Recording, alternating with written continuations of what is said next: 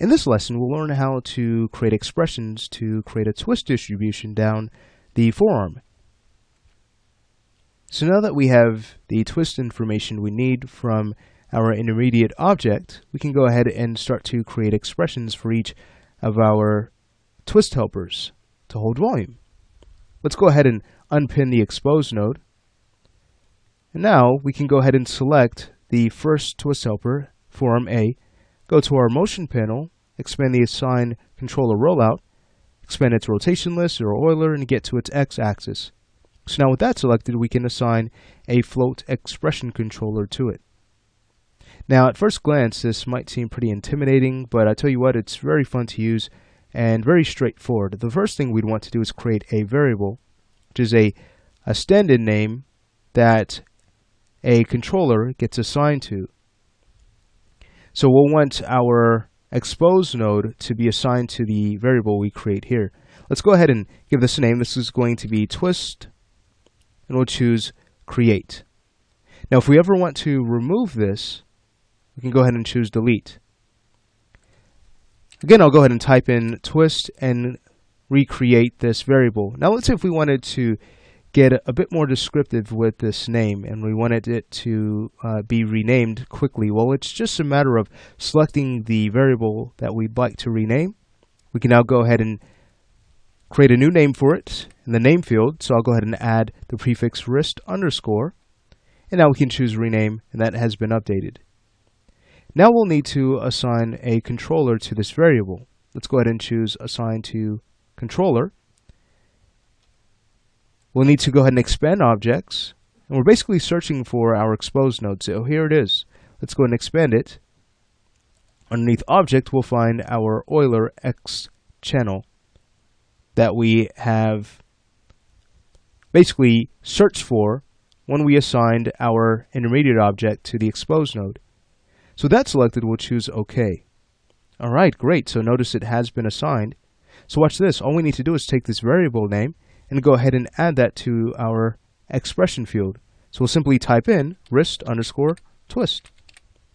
Now, when we choose evaluate, notice there are no errors. If we accidentally misspelled this and choose evaluate, now we'd get a warning. All right, so we want to go ahead and just check and make sure everything is spelled correctly. We could also debug our expression just to make sure everything's working properly, and we'll get a warning when that happens. That just gives us an idea of what needs to be fixed. And I'll go ahead and close this out. And I'll name this correctly and choose evaluate. So notice no warnings. So what this does for us, if we were to go ahead and close out of the expression editor, watch this. As we start to take our wrist control and rotate, notice we are driving the twist axis of our helper. Beautiful. Okay, well, once we finished up there, I'll go ahead and use transform to 0 to bring the wrist back. It's essentially the same steps for the others, except we want to use a little bit of math to create our twist distribution. So let's say we have the next helper rotate about 80%, the next one about 50%, and the last one about 20%. All right, so this is very simple math. Let's go ahead and get right to it. We'll go to the next twist helper. We'll find the rotation x-axis under the 0 Euler list, and we'll assign a float expression controller. Again, we can go ahead and name this wrist underscore twist. And the beautiful thing is when we go ahead and assign our controller, no need to search again. Max automatically remembers what we searched for, so we can go ahead and quickly find that controller and go ahead and choose OK. So now it's just a matter of adding that variable to our expression field, that's wrist twist. And remember, we're using simple math to create a twist distribution. So this was to be 80%. We'll simply go ahead and take wrist twist and multiply by 0.8 and choose evaluate. All right, so now when we close this out and grab our wrist control, it's only going to twist 80% of the way. All right, so let's go ahead and finish up the others. We'll grab the next one. We'll go ahead and assign our float expression controller. It's going to be wrist underscore twist. Feel free to copy the name. I'm going to create the variable and assign it to the local Euler X channel. I'll go ahead and paste the name in, and we'll now multiply by 50%, 0.5. To evaluate that, and now we have just one more to set up. We'll go ahead and grab that object, and we'll find the X channel that we'll need to add the expression to. Go ahead and paste the name of our variable, choose create, assign it to the same local Euler X channel.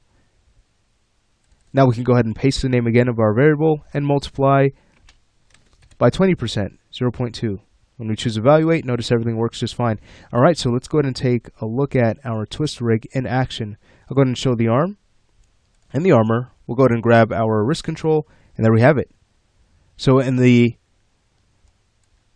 few lessons that we have just worked through, we have learned how to create a very solid twist rig that does a great job at holding volume in areas like the forearm. We could also use this for the upper arm.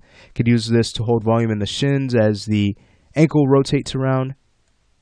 So this just gives you an idea of how this can be created, and it works very well. So the last step would be to do a little bit of cleanup work. Let's go ahead and use transform to 0 to bring the arm back. What we'd want to do here is go ahead and hide the arm and armor. I'll also hide the twist rig layer just to see what other objects we need to add. So that's going to be our exposed node, the intermediate object, and our up node object. So with those selected, we'll add them to the twist layer. And now that keeps everything nice and clean. All right, so that's it for this lesson. Now, in the next lesson, I'd like to talk to you a little bit about axis order.